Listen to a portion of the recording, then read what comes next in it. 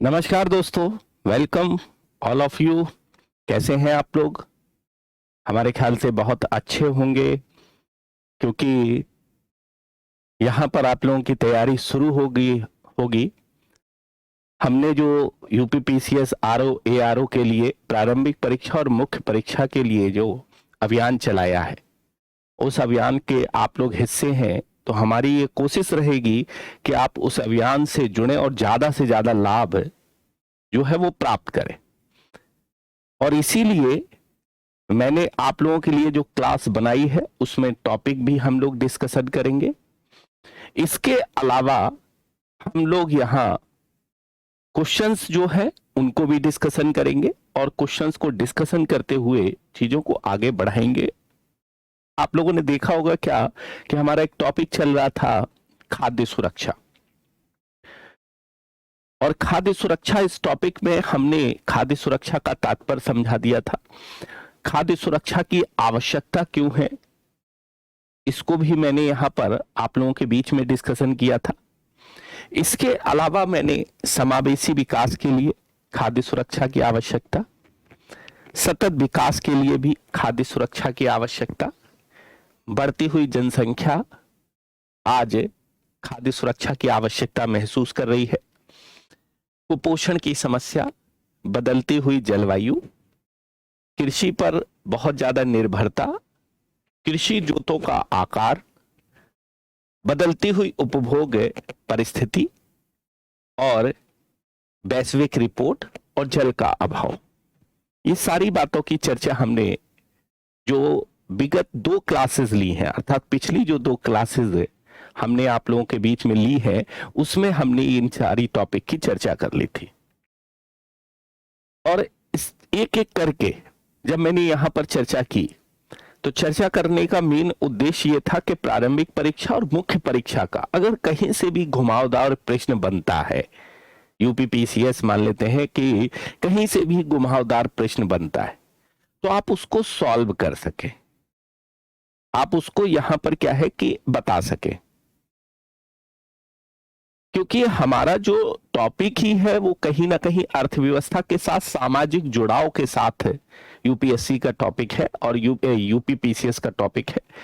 तो जाहिर सी बात है कि सामाजिक जुड़ाव के जो मुद्दे हैं उनको हमको समझना बहुत जरूरी हो जाता है, और स्टूडेंट इन मुद्दों को छोड़कर चलता है और वो चाहता है क्या कि ये डिस्कशन के मुद्दे हैं, हमको इन पर विवाद में नहीं पड़ना चाहिए। जबकि हकीकत यह है कि अगर उसे तैयारी करनी है तो इन मुद्दों पर जरूर उसको ध्यान देना होगा। तो आप लोग ध्यान दीजिए, और अगर आप लोग ध्यान देते हैं तो उससे आपको ही फायदा होगा। और पीटी परीक्षा में भी अगर रहता है तो हम आप लोगों को बता दें कि हम ऑलरेडी यहां पर क्या कर रहे हैं कि ऑलरेडी जो करंट की चीजें हैं उनको भी यहां पर ऐड करते हुए चल रहे हैं। जाहिर सी बात है कि जब करंट की चीजें भी ऐड हो रही हैं तो आपका जो टॉपिक है वो बहुत अच्छी तरीके से तैयार भी होता रहेगा। देखिए, जीतने वाले कुछ अलग नहीं करते, कुछ अलग नहीं करते, लेकिन अलग ढंग से करते। ये सिर्फ खेड़ा की लाइन है, और सिर्फ खेड़ा की लाइन है। तो ये जो लाइन है वो ये शो कर रही है कि आपको पढ़ना तो वही टॉपिक है, पढ़ना तो सारी चीजें वही है, लेकिन जब आप किसी ब्रांड में पढ़ने जाते हैं तो आपके दिमाग में एक ये स्टेप होता है कि ये ब्रांड वाला जो पढ़ा रहा है वो बिल्कुल सही पढ़ा रहा है। हाँ, पढ़ा भी रहे हैं, ब्रांड वाले भी पढ़ा रहे हैं। अगर कोई छोटे संस्थान से जुड़ा हुआ है तो वो लोग भी उसको पढ़ा रहे हैं। तो ऐसा नहीं है कि आप ब्रांड में पढ़ेंगे तो आपको बहुत ज्यादा ज्ञान मिलेगा, या छोटी संस्थान में पढ़ेंगे तो वहां बहुत कम ज्ञान मिलेगा। टीचर वही है। वही टीचर अगर ब्रांड में चला जाता है तो बड़ा टीचर बन जाता है, वही टीचर अगर छोटी जगह पढ़ा रहा होता है तो वो छोटा टीचर होता है। ये मान लीजिए कि आप की शोरूम में रखी हुई वस्तु की कीमत बढ़ जाती है, अगर वो फुटपाथ पर बिक रही किताब है तो उसकी कोई वैल्यू नहीं होगी। वही बिपिन चंद्रा को फुटपाथ में 50% डिस्काउंट पर मिलेगा तो आप नहीं खरीदेंगे, लेकिन वही शोरूम पर रख दी जाएगी और फिर बेची जाएगी पूरे दाम में, तो आप जरूर खरीदेंगे। ये एक मानसिकता है लोगों की। तो आप लोग यहां पर उस मानसिकता से बाहर आए हैं, जो हमारे स्टूडेंट जुड़े हैं। और जब ऐसी कंडीशंस में वो इस मानसिकता से बाहर आए हैं, तो अब मेरा भी ये दायित्व है कि उनके लिए बेस्ट स्टडी मटेरियल कम से कम यूट्यूब के क्लास के रूप में हम प्रोवाइड कर दें। तो स्टेप बाय स्टेप जब हमको चलना है, तो उस स्टेप बाय स्टेप चलने के रूप में हम लोग यहां पर एक एक करके सारी चीजों को आगे बढ़ाते हुए चलेंगे। मंजिलें कठिन है लेकिन मुश्किल नहीं। याद रखिएगा कि उनमें कठिनाइयां हैं मंजिलों में, लेकिन अगर आप ये कहेंगे कि ये मुश्किल है, तो ऐसा नहीं है। जो व्यक्ति एक कार्य को कर चुका है, अगर किसी ने उस कार्य को किया है, तो आप भी वो कार्य कर सकते हो। लेकिन हो सकता है कि उस कार्य को करने में आपको थोड़ा सा मेहनत लग जाए। तो इस पर आपको यहां पर ध्यान नहीं देना है, आपको केवल मेहनत करनी है। और जो 2023 का एग्जाम हो यूपीपीसीएस का, कम से कम मैं चाहता हूं कि एसडीएम का पोस्ट आपको मिले। और ये मेरा सपना है, उसको आपको पूरा करना है। और मेरा सपना आप तभी पूरा कर पाएंगे जब इन वीडियो को आप लोग लगातार देखते रहेंगे और हमसे जुड़े रहेंगे। अगर आप वीडियो को लगातार देखते रहते हैं, चीजों को समझते रहते हैं, आपको एक वीडियो कम से कम 4 बार देखनी है जो आपके काम की वीडियो है। आप उनको ऐसा मत सोचिए कि एक बार देख लिया हो गया, बस अब मुझको नहीं पढ़ना है, किताब पढ़ेंगे, ये पढ़ेंगे। वीडियो आपके समय को बचाती है। आप कोई चलचित्र देखते हैं या फिर कोई मूवी देखते हैं, तो आपको बहुत सी चीजें याद हो जाती हैं। तो जब आप बार बार वीडियो देखेंगे, तो आपको सारी चीजें याद रहेंगी और एग्जाम पीरियड में बहुत अच्छा कर आ जाएंगे आप। तो अगर काम की मटेरियल मिल रहा है, आपको अच्छा मटेरियल मिल रहा है, स्लो डाउन प्रोसेस में मिल रहा है, तो आप उसको फॉलो अप करिए और उसको सुनिए और देखिए उसको।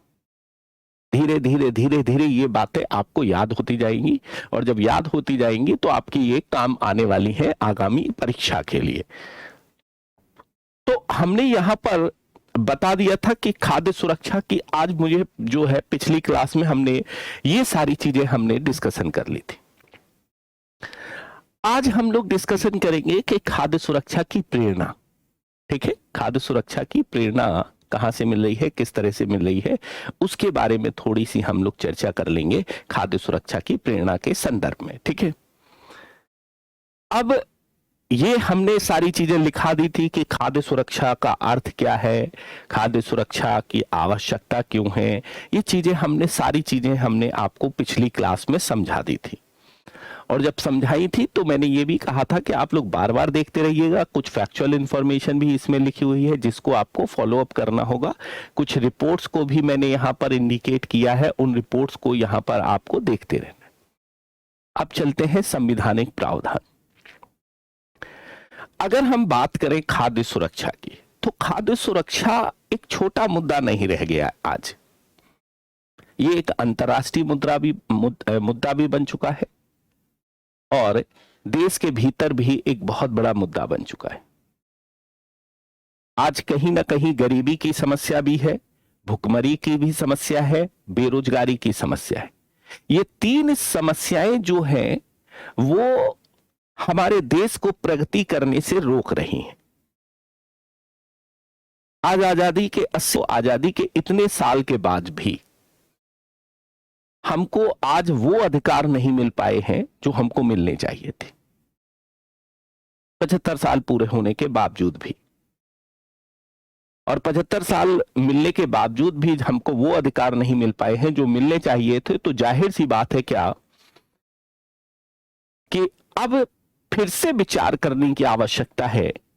हमें संवैधानिक प्रावधानों को समझने की आवश्यकता है, हमें सुप्रीम कोर्ट के कथनों को समझने की आवश्यकता है, हमको मानवाधिकार आयोग की टिप्पणियों को भी देखने की आवश्यकता है, हमें सार्वभौमिक खाद्य सुरक्षा के संदर्भ में संयुक्त राष्ट्र के विचारों को भी समझना बहुत आवश्यक है। हम अगर इन सारे बिंदुओं को नहीं समझेंगे और नहीं जानेंगे तो खाद्य सुरक्षा का जो उद्देश्य है, लक्ष्य है, उसको प्राप्त नहीं कर पाएंगे। अब अगर संवैधानिक प्रावधानों की अगर हम बात करें, संवैधानिक मुद्दों की बात करें, यहां पर संवैधानिक तथ्यों को अगर देखें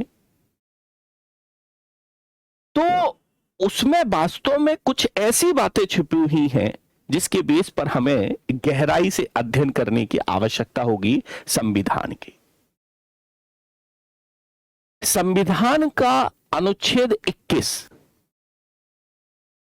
में एक बात का प्रावधान किया गया है और वो प्रावधान ये किया गया है कि कानून की किसी अपवाद स्वरूप प्रक्रिया के अलावा किसी भी व्यक्ति को उसके जीवन या व्यक्तिगत स्वतंत्रता से वंचित नहीं किया जा सकता है।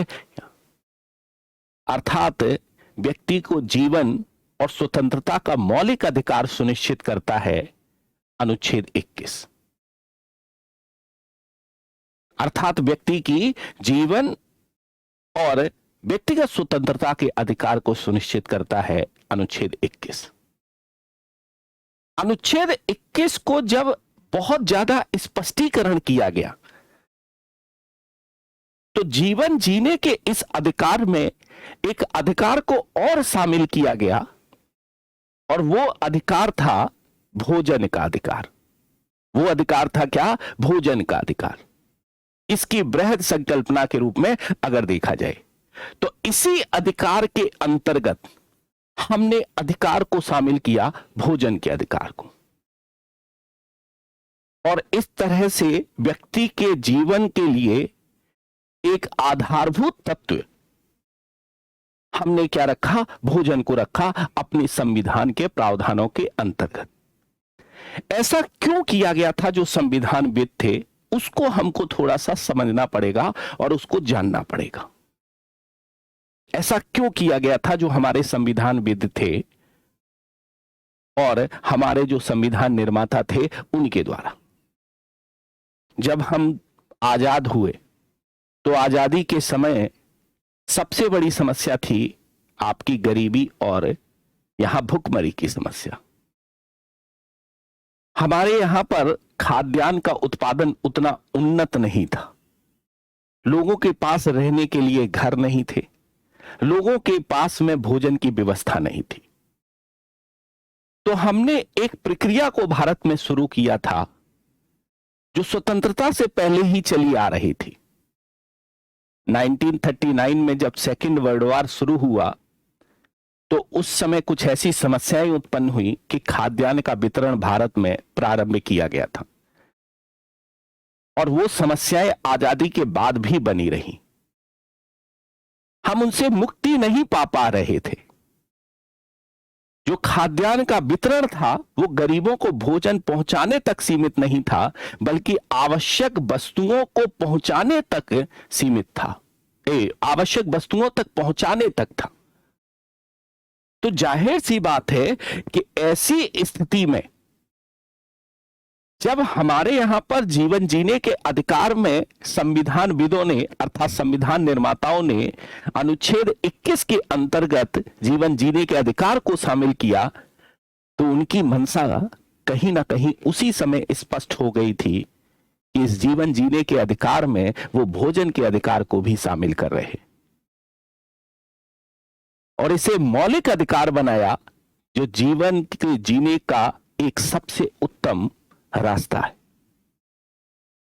इसे मौलिक अधिकार बनाया क्योंकि व्यक्ति के सर्वांगीण विकास के लिए यह आवश्यक है।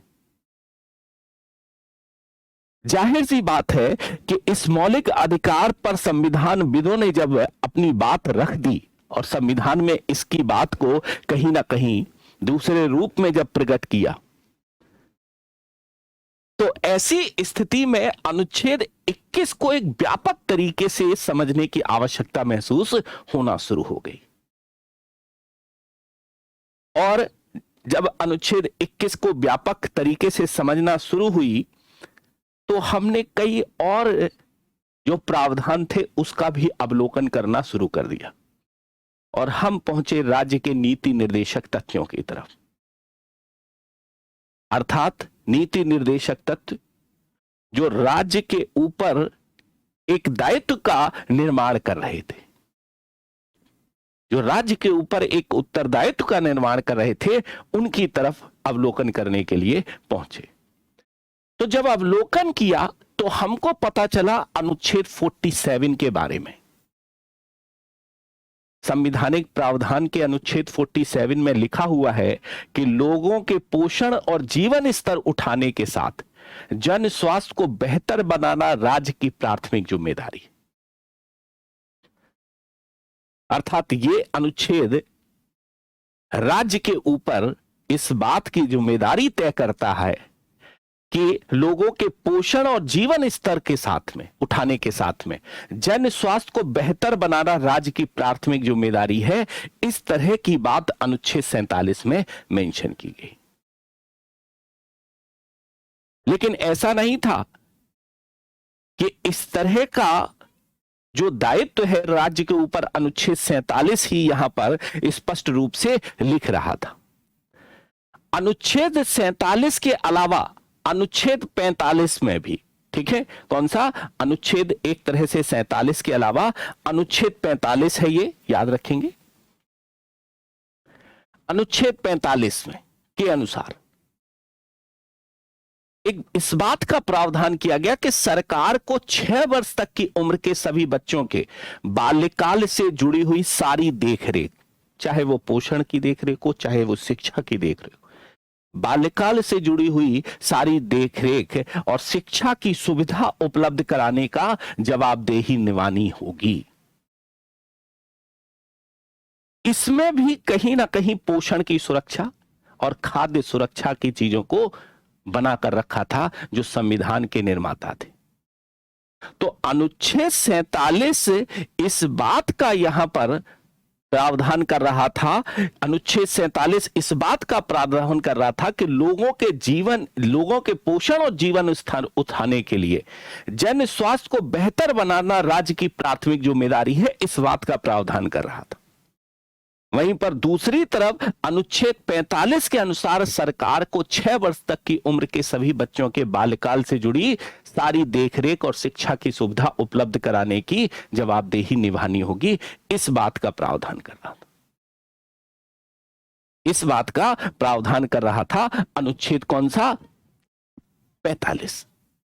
अब जाहिर सी बात है कि अनुच्छेद जब 45 इस तरह का प्रावधान करेगा, अनुच्छेद 45 जब इस तरह का प्रावधान यहां पर करेगा तो निश्चित तौर पर यहां पर कुछ चीजें रिप्रेजेंट होकर निकल कर आएंगी ही आएंगी,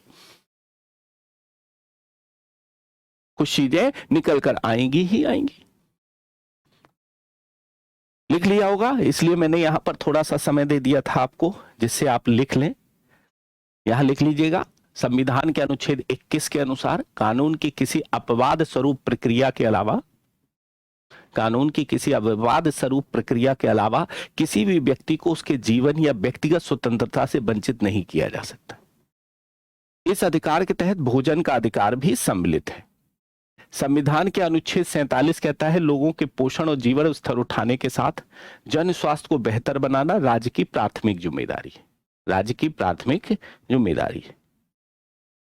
संविधान का अनुच्छेद 45 के अनुसार राज्य सरकार को 6 वर्ष की उम्र तक के सभी बच्चों के बाल्यकाल से जुड़ी सारी देखरेख और शिक्षा की सुविधा उपलब्ध कराने की जवाबदेही निभानी होगी। ठीक है,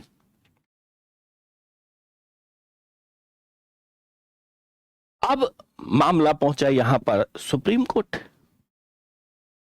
तो सुप्रीम कोर्ट ने भी अपनी बात को स्पष्ट किया खाद्य सुरक्षा के मुद्दे पर। उन्होंने कहा क्या केंद्र और राज्य दोनों को अपने दायित्व को निभाना पड़ेगा भोजन की सुरक्षा के संदर्भ में। सुप्रीम कोर्ट ने अपने निर्णय में कहा कि केंद्र को भी और राज्य को दोनों को अपनी खाद्य सुरक्षा के संदर्भ में अपने दायित्व को निर्वहन करना होगा। उनसे वो बच नहीं सकते। उन्होंने कहा उससे वो बच नहीं सकते हैं। सुप्रीम कोर्ट ने साफ कहा कि खाद्य सुरक्षा के संदर्भ में कोताही, भ्रष्टाचार और देरी, इसको बर्दाश्त नहीं किया जा सकता। इसको बर्दाश्त नहीं किया जा सकता है। सुप्रीम कोर्ट ने अपने निर्णय में साफ तरीके से इस तरह कहा, अर्थात भ्रष्टाचार को भी बर्दाश्त नहीं किया जा सकता है, देरी को भी बर्दाश्त नहीं किया जा सकता है, और साथ ही साथ कोताही को भी बर्दाश्त नहीं किया जा सकता है।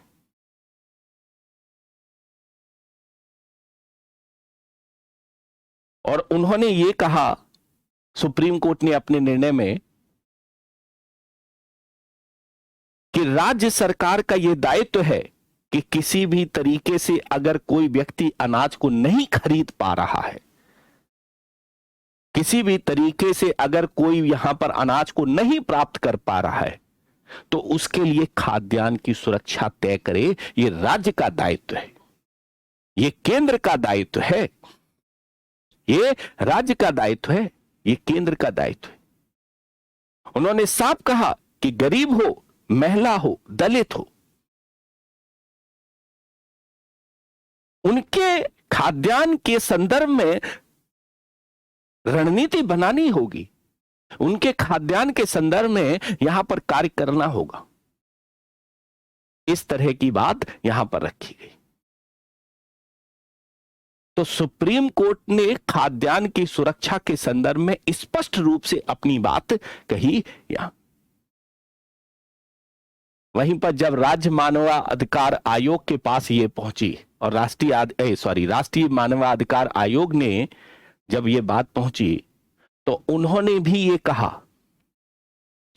उन्होंने कहा कि आर्टिकल 21, आर्टिकल 47 और आर्टिकल 39A, इन तीनों को संयुक्त रूप से पढ़ा जाना चाहिए। इनको हम अलग अलग तरीके से नहीं पढ़ सकते। कौन कौन सा आर्टिकल? आर्टिकल 21, आर्टिकल 47 और आर्टिकल 39A, इनको आप अलग अलग नहीं पढ़ सकते हैं। उन्होंने कहा कि इन तीनों को एक साथ पढ़ा जाना बहुत आवश्यक है। और अनुच्छेद 39A यहां पर क्या कहता है, वो हमको यहां पर समझना होगा। लिख लिया होगा आपने। राज्य सभी नागरिकों को, स्त्री और पुरुष सभी को समान रूप से जीवन के पर्याप्त साधन का अधिकार दे। कहीं ना कहीं उसमें ये लिखा हुआ है कि कोई भी समान अधिकार से वंचित ना हो जाए। ऐसा ना हो जाए कि किसी पुरुष को भोजन मिल रहा है, किसी महिला को भोजन नहीं मिल रहा है। अगर अधिकार देने की बात आएगी तो समान रूप से सबको अधिकार दिए जाए, समान रूप से सबको अधिकार दिए जाए। इस तरह की बात आर्टिकल आपका 39A में कहा गया है कि सभी नागरिकों, स्त्री पुरुष सभी को समान रूप से जीवन के पर्याप्त साधन का अधिकार दे। इस तरह की बात की गई। यहां पर मानवाधिकार की सार्वभौमिक जो घोषणा हुई, उस सार्वजनिक घोषणा के अंतर्गत 10 दिसंबर 1948 ईस्वी को इस सार्वजनिक घोषणा के अनुच्छेद 25, जो एक तरह से कहा गया उसके अंतर्गत कि व्यक्ति को जन्म के से लेकर मृत्यु तक सारी स्तर पर स्वास्थ्य से संबंधित, शिक्षा से संबंधित, भोजन से संबंधित, बुढ़ापे में पेंशन से संबंधित, वो सारे के सारे जो अधिकार हैं, जो व्यक्ति के जीवन को उत्तम बनाने में सहयोग करते हैं, उनसे वंचित नहीं किया जाएगा। ये एक तरह से संयुक्त राष्ट्र की सार्वभौमिक घोषणा के अंतर्गत ये बात कही गई। और इसीलिए भारत में भी इस सार्वजनिक घोषणा और संवैधानिक प्रावधान और सुप्रीम कोर्ट की टिप्पणी और राष्ट्रीय मानवाधिकार आयोग के सारे कथनों पर विचार करने के बाद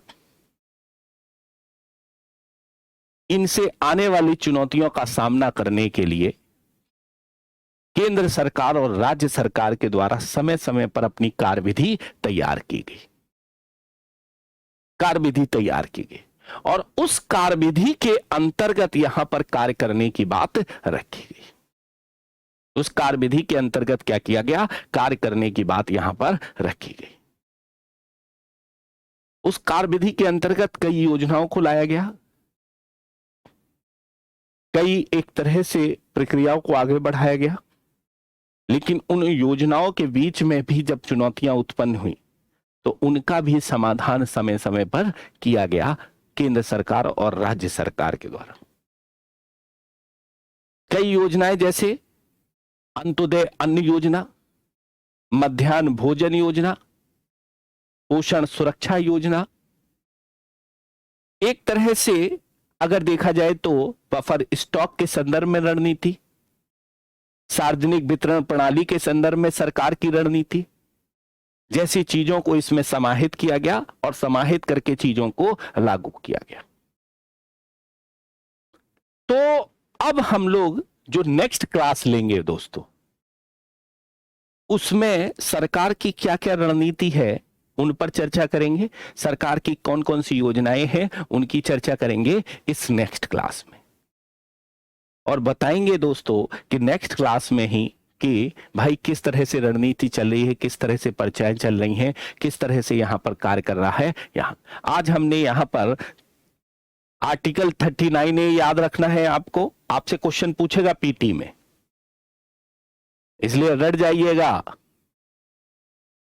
क्वेश्चन बना देगा भोजन की सुरक्षा सम्मिलित है किस अनुच्छेद में, मैं बता रहा हूं, ठीक है। इसलिए क्वेश्चंस बना देगा तो आपको यहां पर चीजों को करना होगा। आर्टिकल 21 मौलिक अधिकार, नीति निर्देशक तत्व में आपको याद रखना है आर्टिकल 47, और अगर वहां पर कई आर्टिकल में एक आर्टिकल का ग्रुप चुनना हो तो 47 के साथ में आपको यहां पर 39A भी याद रखना है, और 39A के अनुसार, क्योंकि राष्ट्रीय मानवाधिकार आयोग इस बात को कह रहा है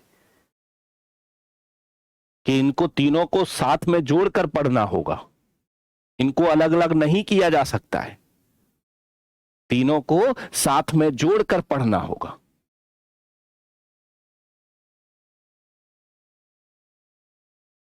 साथ में जोड़कर पढ़ना होगा, इस बात को कह रहा है, इसलिए इन तीनों को ही आपको याद रखना है, और आर्टिकल 45 भी आपको याद रखना है पीटी के पॉइंट ऑफ व्यू से, क्योंकि वहां से क्वेश्चंस बना सकता है दोस्तों। तो ये हमारा आज का क्लास रहा, जुड़ी रहिएगा हमारे चैनल को। थोड़ा सा जो लाल बटन है, अगर आपने सब्सक्राइब नहीं किया है तो सब्सक्राइब कर लीजिएगा। सब्सक्राइब करने से थोड़ा सा मनोबल बढ़ता है हमारा भी और आपका भी। तो जाहिर सी बात है कि अगर आपको कंटेंट और मेरी क्लास अच्छी लगी है तो जरूर आप लोग सब्सक्राइब करिएगा। तो आज के लिए इतना ही। Thank you all of you.